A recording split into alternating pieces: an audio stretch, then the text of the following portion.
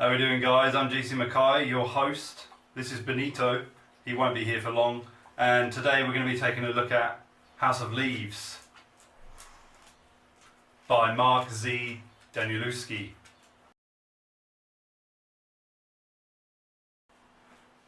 House of Leaves. There's a gazillion videos on this, so fuck knows why I'm doing it, but I finished it 2 weeks ago for the first time, and it's been fucking infiltrating my subconscious ever since, and I need to do something on it. I need to talk about it, because that's what the book does to you, really. It starts to go into your brain, and it just pinballs between your neurons like you can't believe. So let's go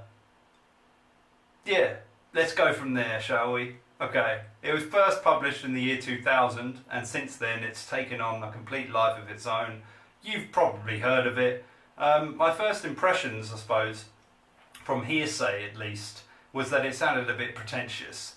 Hearing about, a book that you need to move around because the writing's left to right and fucking whatever, it just sounds a little bit like, yeah, alright, that sounds a bit wanky. But it works brilliantly, I would say. I'll get onto that a bit more later. What is the story? I'll take a punt. It's House of Leaves is a metaphysical and existential horror novel with a side dressing of a love story told within a metafictional narrative. That's kind of what I got from it, I suppose. It tells the story of Johnny Truant, who is a young man in his 20s, who is a tattoo apprentice who doesn't have any tattoos, which is a lot of the irony is there throughout the novel. And through his friend Lude, whilst he's looking for an apartment, he finds this place that a recent old man has died in, who is blind, and he shows it to him, and inside this place there's scratch marks over the floorboards, I think, and there's just piles and piles and piles of scribblings, a lot of it with paper, but also a lot of it on stuff like postage stamps and fucking, beer mats, whatever this guy could write on, he picked it up and assumedly used it. And Johnny takes this document with him, just curious about this complete obsession he seemed to have with this documentary called The Navison Record. And through his investigations, it's learned pretty early on that this documentary never existed. So not only is this, it kind of adds to the whole weirdness of it all, because he kind of thinks, fuck, what is this? And then he kind of starts to delve into it, and he starts mirroring what Zampano was doing the whole time, by just constantly analysing and trying to figure out what this whole thing was about. Was he trying to write a magnum opus about this documentary? Was it supposed to be some kind of weird satirical kind of novel or whatever? And so really House of Leaves is a novel within a book that's within a book about a documentary that is filmed by a photojournalist about a house that contains a hallway that shouldn't exist, that doesn't exist, inside a house that doesn't exist, by a documentary that doesn't exist, written by a blind man who couldn't have even fucking watched the thing even if he wanted to, which weirdly reflects what's inside the hallway. If you think about the way he can see, which is nothing, that is exactly what is contained within the hallway, because it's basically nothing, but even it does have corridors and places to go, but really if you look into it you can't see beyond anything because it's just entirely pitch black. And so House of Leaves is a kind of academic investigation into the study of everything I've just mentioned. With me so far? Because I'm not sure if I'm with myself. So that's that's the gist of it, I suppose. What you'll get when reading it is Johnny's story that he writes in a Courier print, Courier font, So you can differentiate between when you're in the Navison record and when you're not. And there's also a few notes made by editors that are kind of mysteriously put in there. So you're not really sure if that's supposed to be Pantheon who published this or not. But they're there as well. And also Johnny's mother, I can't remember her name now, she's got a weird name. Pesafina or something. But it's an odd name, and she's as crazy as they all are in a weird way, or they all become throughout the piece. And his life's basically, he goes to work, he chases girls, and he takes quite a few drugs a lot of the time, and that seems to be their general kind of existence. He also makes up stories quite a lot with his friend Lude in order to kind of trick dumb chicks into bed. And that weirdly mirrors the whole thing as well in a lot of ways, because those stories are clearly made up and he knows they're made up, but it's kind of reflecting the fact that once you start to kind of get into it and you start to believe it, like you do as the reader reading the Navison record, or House of Leaves, whichever one you want to call it, and how your own made up stuff will start to convince you that it's true. For me, the horror within it isn't really because of the kind of creepiness, although there is certainly a creepiness to it. It's more to do with how it infiltrates your mind. And I think because you're actively a participant in trying to figure out what's going on, whilst in your logical mind, you already know that it doesn't exist anyway. So there isn't anything to really figure out because it doesn't exist, right? But the closer it gets in, so basically the Navison record is when Will Navison and his family move into this place. So it's a new house that they don't know of, and they get in there and they've basically done it. This is where the love story element comes in, and there's also a love element between Johnny and his mother. But the house is more to do with them being a family together because of Will Navison's job as a photojournalist, which I'll briefly mention later, a bit more on that. Yeah, that involves him moving around, travelling, and he's not there enough. So they've really tried to be together and raise their children in this house. It's quickly discovered, though, that the interior of the house is bigger, than the exterior, which obviously makes no sense. And Navison gets a little bit paranoid by this and a little bit obsessive. So he starts to try and investigate, and by all conclusions, he thinks it must be something wrong, basically. It can't be possible, right? He gets people in, he gets his brother involved in it, and no one can really figure this out. And it's by a minuscule amount as well. So it's like, it's like very up or down kind of levels, but it's always there. And at one moment they come back, and now the door that led into the garden now leads into a hallway that is entirely pitch black.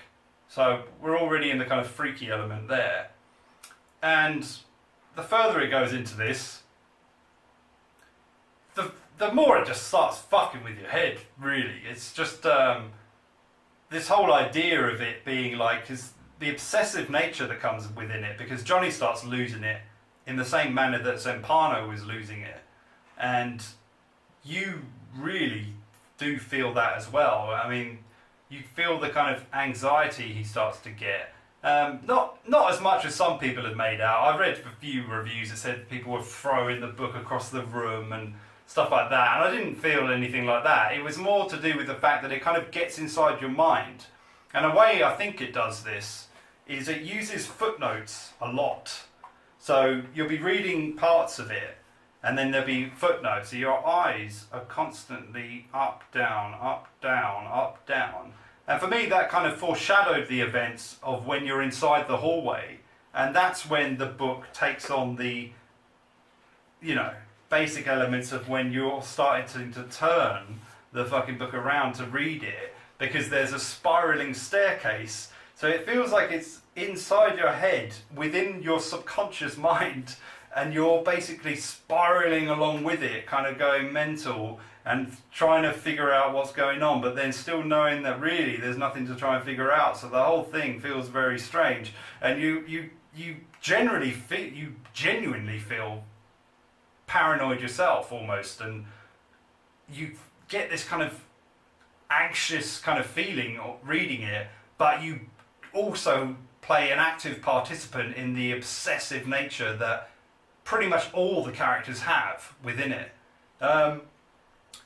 Another interesting element as well, in the metafictional sense, is that Will Navidson's photography career soon mentioned something about his most famous photograph of taking a picture of an African boy or girl. I always forget the gender for some reason, but I think it's a girl, and she's starving to death, and there's the hawk or vulture behind her waiting for her to die, and that was taken by Kevin Carter, and in real life he killed himself.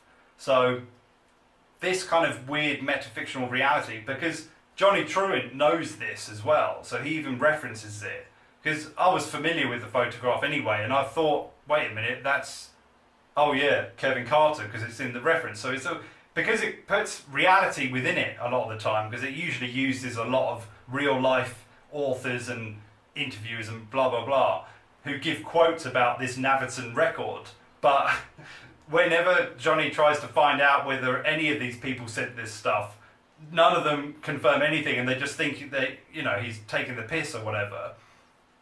But the only thing he can find out is about Zampano, who hired usually women to take his notes and stuff like that. So there's a literary reference there anyway. If you think of Milton or whatever, who was blind as well.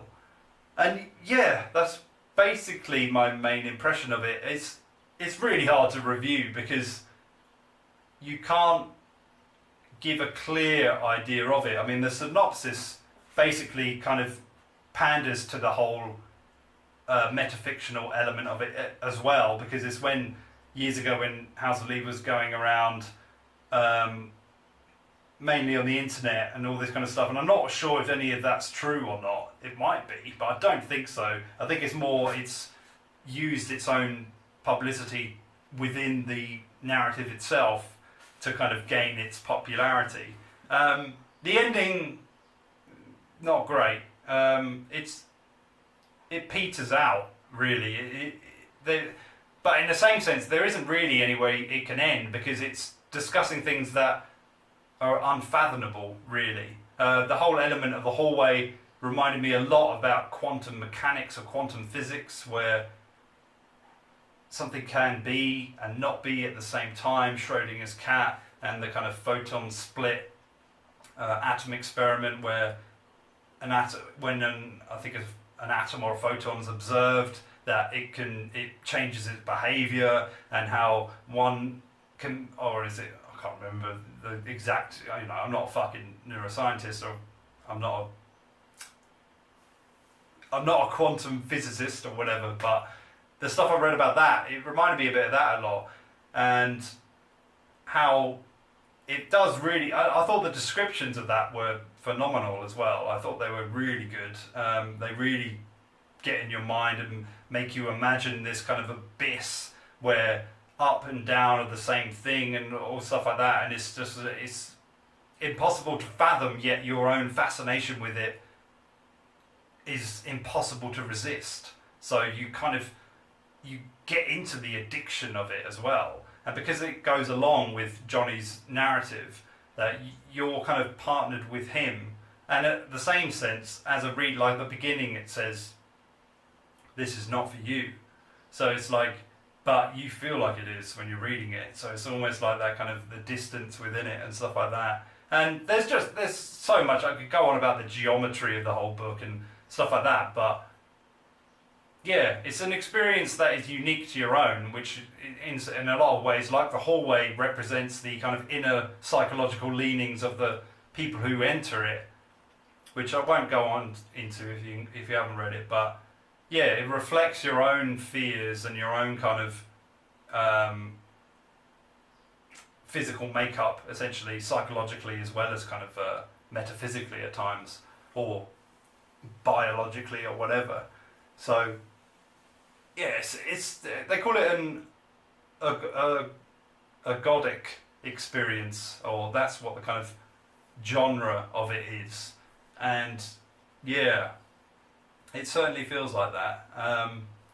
It's a beast, really. I was disappointed with the ending, but at the same time, with a concept so large and so ambitious, it's still forgivable. I don't think it's something you just kind of accept it. Really, it's fine. It's not like it doesn't bring it all to one massive conclusion or anything like that. Because really, House of Leaves is a labyrinth novel that you'll never read twice in the same way.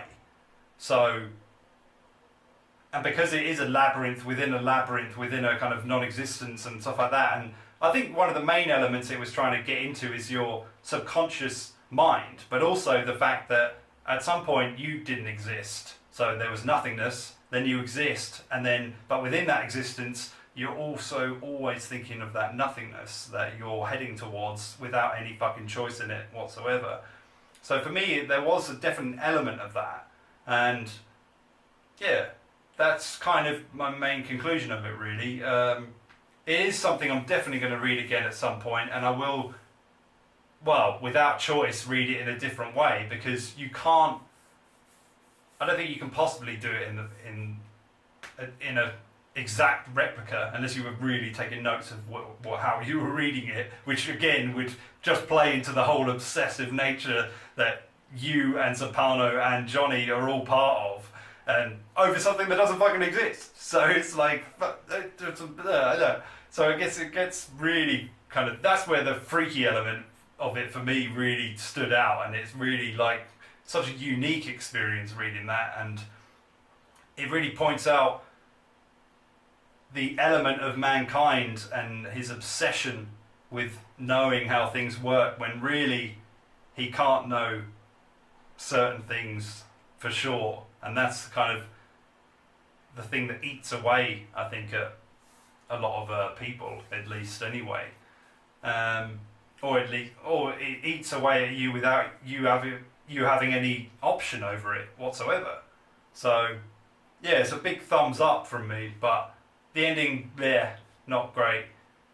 And yeah, but really the whole thing is more so, it's something that it will stick with you for sure if you really go through it. The way I read it was I checked the footnotes, but a lot of the time when it said go to the appendix, I ignored that a lot of the time. There was one part which I thought was probably quite a significant choice to make, that says you can read about Johnny's mother's letters that she sends him throughout his kind of childhood and onwards. And there's a part where if you want to learn more about Johnny, go to these and then come back. I ignored that because I wanted to learn more about him just from what he said and what he was writing about and how his life was going.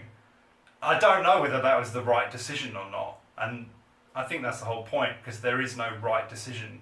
Every kind of angle you go down within the maze, that is the book within the maze, is a unique experience in itself. And I do think if you read it, say every 5 years, you'll probably get very different experiences out of it. And I can't say that for a lot of novels, so that's where my main is like, okay, yeah. I mean, I'm in slight awe of that, really. The sheer complexity of it is intimidating at times, but yeah, really good. Definitely recommend it, and there's a reason there's so many videos on it already. So yeah, if you haven't already, or if you've resisted it for reasons I've mentioned that it sounds a bit pretentious, put that out of your mind and yeah, pick it up. You won't regret it. It's special, I would say. So yeah, that's it from me. I'm off. If you haven't bought my book already, why not? Yeah, I'll leave some links below, and I'll probably see you next week, maybe this week. I haven't decided yet. I'm actually going away in the middle of this month, so I'm not sure how many I'm going to be doing over the next few weeks, but yeah, there'll definitely be one a week. And that's it. Adios. Thank you very much for watching. Bye bye.